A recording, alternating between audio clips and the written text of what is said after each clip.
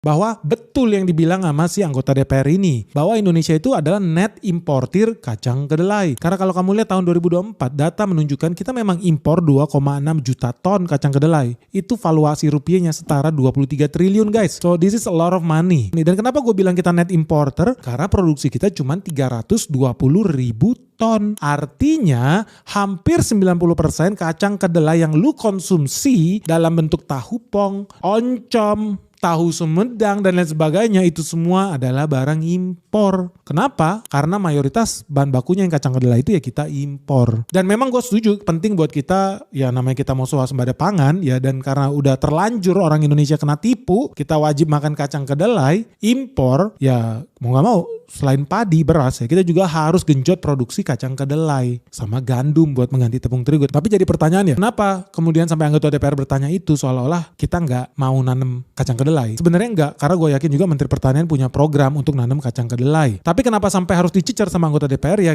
harus by data. Kenapa? Hidup ini ada prioritas guys. Mayoritas orang Indonesia tetap makanan pokoknya adalah nasi. Makanya kalau lu denger yang namanya swasembada pangan kemarin-kemarin memang fokusnya buat beras, melindungi stok beras kita. Artinya cetak sawah biar bisa produksi padi sebanyak-banyaknya. Nah, harusnya kacang kedelai dong? Enggak juga. Karena kalau data menunjukkan impor kacang kedelai kita memang banyak, 2,6 jutaan ton. Tetapi impor gandum kita, tepung terigu itu lebih banyak lagi. Itu sekitar 12 juta ton. Jadi memang ini soal skala prioritas sih guys. Bukan artinya nggak penting sih kacang kedelai. Enggak, penting juga. Tapi ini skala prioritas. Ya mayoritas kemarin kita impor beras ya itulah yang kita tackle duluan. Habis itu next impor kita yang gila-gilaan ya berhubungan dengan terigu, berhubungan dengan gandum. Itulah yang kita harus prioritaskan.